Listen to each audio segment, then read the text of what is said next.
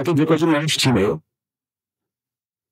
সেগুলো আমাদের টেলিভিশনে কাজ করি, বেসিক্যালি চ্যানেল করি, রাজনীতি টকশো করি, এই ধরনের কথা বলি।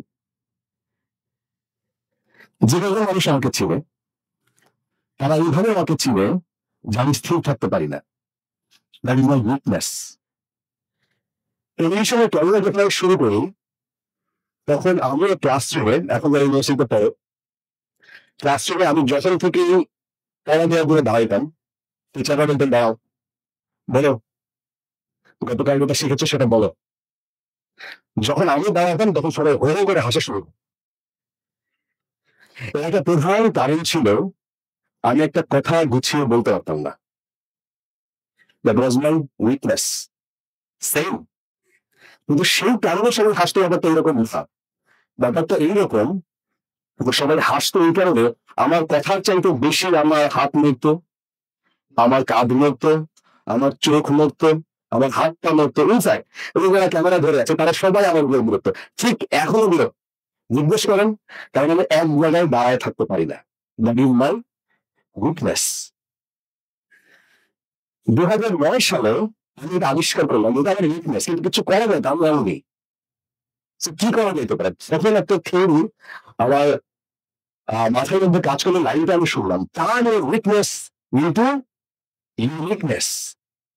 আমি শুরু করলাম এমন কিছু যা কিনা দৃষ্টি আকর্ষণ হয় টেলিভিশনে।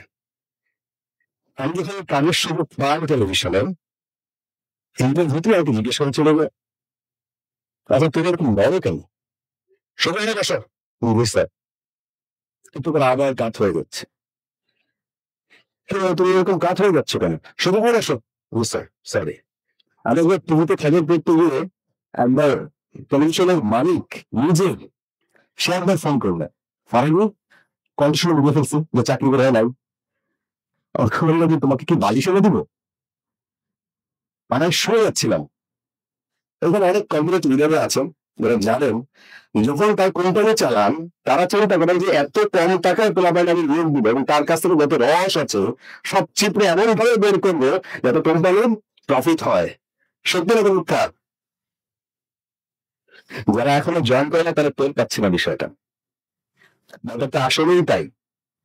আমাদেরকে এই টেলিভিশন সকাল থেকে দুপুর থেকে যাইতো, যখন একটা শাওয়ার ছিল, শাওয়ার রুম ছিল, সেখানে আমরা শাওয়ার নিতাম, ওখানে নতুন কাপড় চোপড় দেখা হইতো, সেই শাওয়ার শেষ করে নতুন কাপড় পরে হালকা মেকআপ টেকআপ করে টেলিভিশনের সামনে আমাদের বসাই দিত। কিন্তু মেকআপ করে কি হবে, আমি তো টায়ার্ড না, আমি খবর পড়তে পড়তে শুয়ে যেতাম। এই সেই জিনিসটাই ন্যাচারাল জিনিসটা তখন আবার আমি আস্তে আস্তে এটা এস্টাবলিশ করতে সমর্থ হলাম যে হ্যাঁ এটা আমার উইকনেস। কিন্তু তারপর যে চ্যানেলটা আমাকে কল করলো, সে কল করলো প্রায় 10 দিন স্যালারি দিয়ে। ঘটনা কি? ঘটনা হচ্ছে ও করতে করতে শুয়ে পড়তে পারে।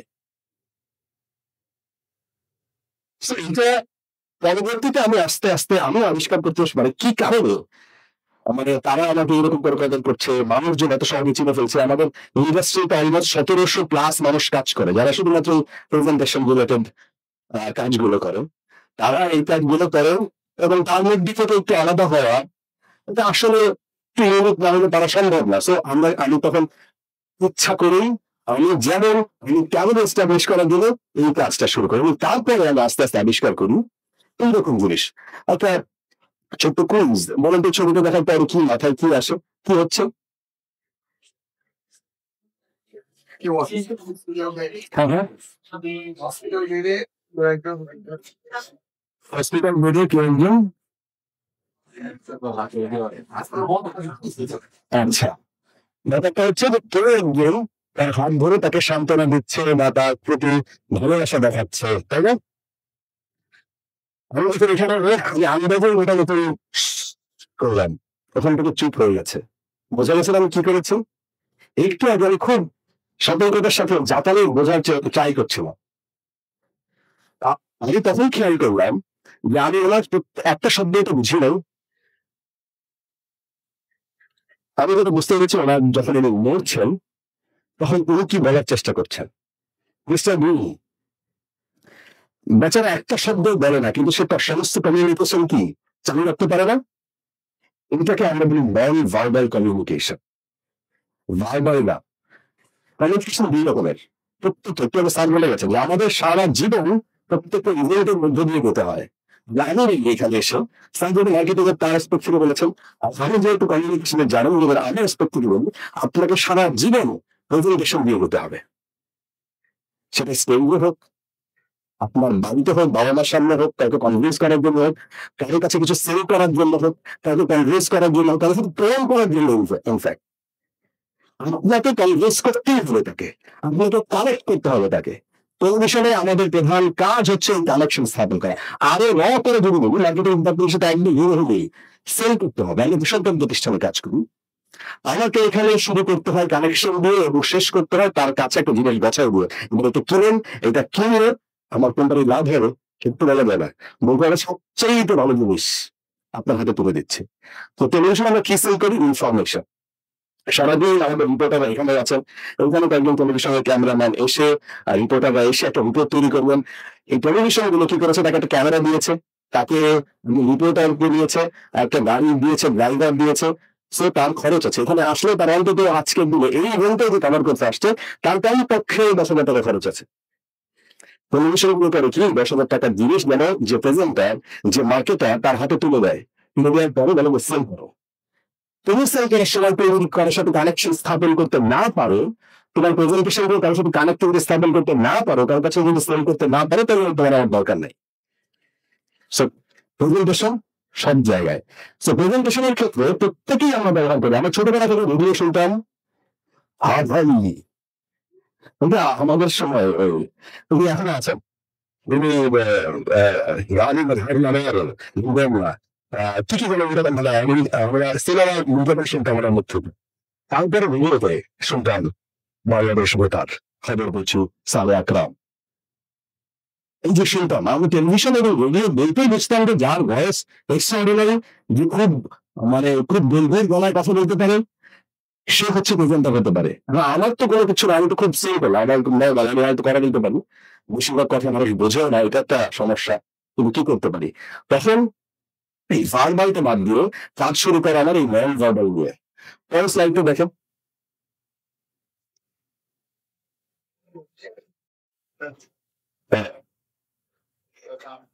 ওই পাশে স্যার, ওই পাশে। ওকে, এটা দিয়ে বোঝা যাচ্ছে কিছু?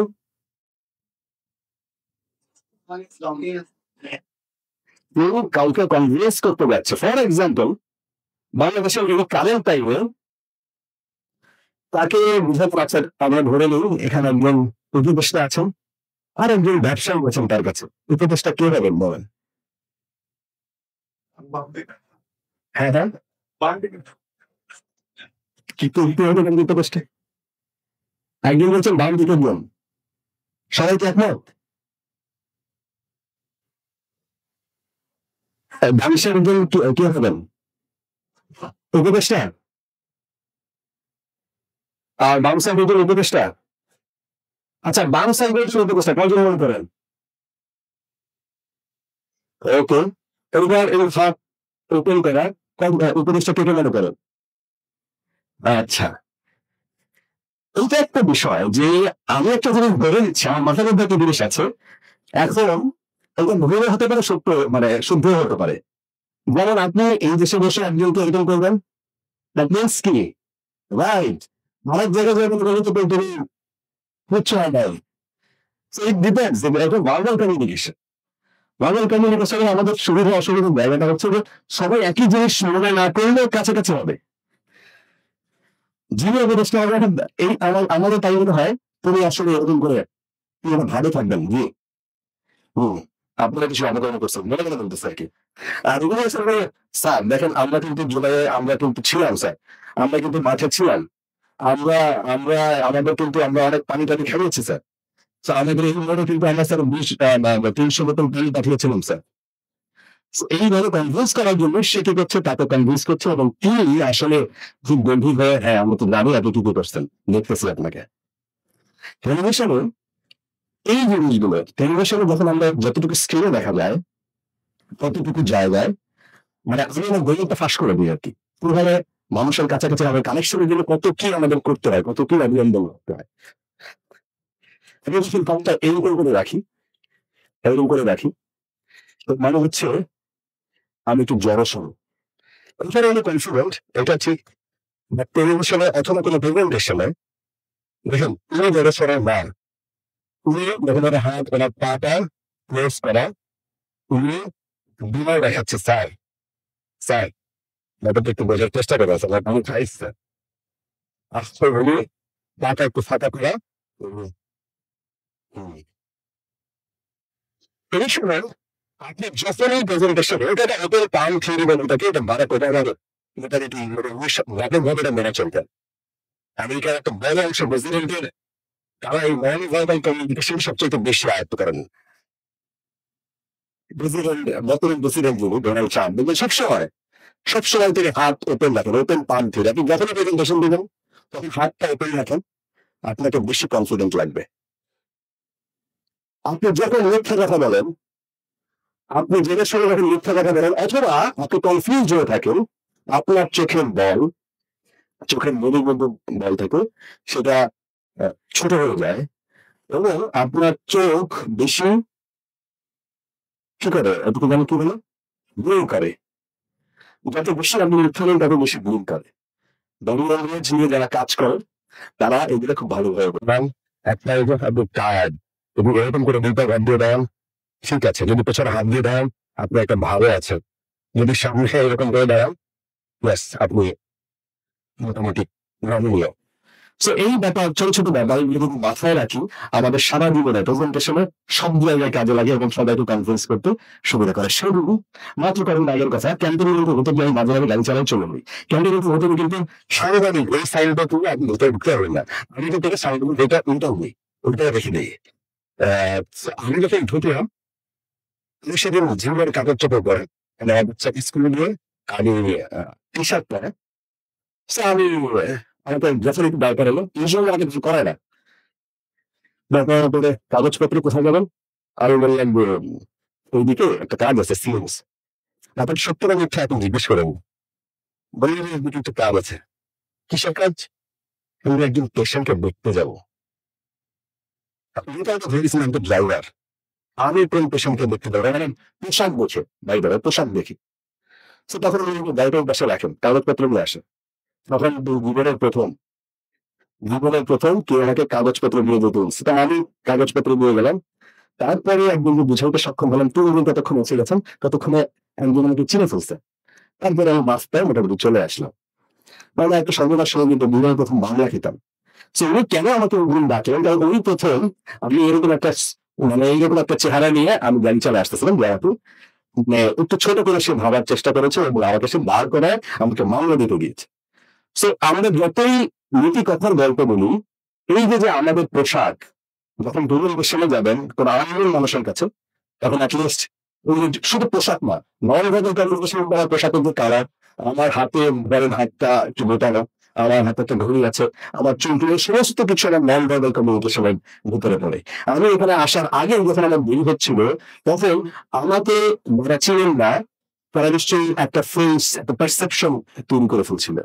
এই যে মাথার মধ্যে পারসেপশন, প্রত্যেক মানুষের ক্ষেত্রে আপনি ধরে নেবেন, বুঝে নেবেন যে আমার আমি যার সঙ্গে প্রেজেন্টেশন করবো তার কাছে আমার পারসেপশন এরকম কোনো পারসেপশন অনেক ছবি আঁকা হয়ে গেছে লোকটা কিরকম হতে পারে। তো তাকে আপনি পজিটিভ একটা ভাইব দেওয়ার জন্য এই যে ছোট ছোট জিনিস ওগুলো তো মাথায় রাখলে আপনার সামনে জীবন চলা অনেক বেশি সহজ হয়ে যাবে। অনেক সাথে আরেকদিন একদিন পুলিশ অফিসার উনি একদিন আমার গাড়ি যখন আটকাচ্ছেন, সেই সময় আমার গাড়ির কাগজে কিনা একটু ঝামেলা ছিল। তো আমি যখন গাড়ি ঘোড়ায় আসলাম দরকার হলো, আমি আসলাম, জি ভাইয়া, আমি হয়তো ভাবছিলাম যে আমি আজকে মামলা খেতে পারি। উনি বললাম যে ভাই একটু বাইরে আসবেন। তা আমি বললাম যে সর্বনাশ, আমি গাড়ি আটকে দিয়ে গাড়ি ব্রেক করে তারপরে বাইরে গেলাম। উনি বললেন আপনার সাথে সেলফি তুলি। সেলফি তোলার পরে বললাম ভাই আপনি বাঁচাই দিচ্ছেন আজকে আমারে। আমার আপনার সাথে সেলফি তোলা উদ্দেশ্য হলো আমার বউ আপনাকে পছন্দ করে। আপনি আজকে বাঁচা দিচ্ছেন এই জন্য সকালবেলা ঝগড়া হয়েছে, আমরা প্রায় 2 দিন কথা বলি না, আপনার ওই ছবিটা দিয়ে আমি হয়তো বেঁচে যেতে পারি। এইটা এটা মানে এটা আমার একটা ফানি ঘটনা। বাট এই যে 2টা ঘটনার সাথে পার্থক্য হচ্ছে এইরকম যে আপনি যখন ম্যারেজ হবেন আপনার নিজের প্রতি যখন গুরুত্ব দিবেন তখন আপনি নিজের প্রেজেন্টেশনটা মানুষের সামনে এমন ভাবে করবেন যাতে প্রত্যেকটা মানুষ আপনাকে কানেক্ট করতে পারে এবং আপনার আইডেন্টিটিটা, আপনার যোগাযোগের দক্ষতাটা আপনাকে আলাদা করতে পারে। সবার জন্য শুভকামনা। Thank you.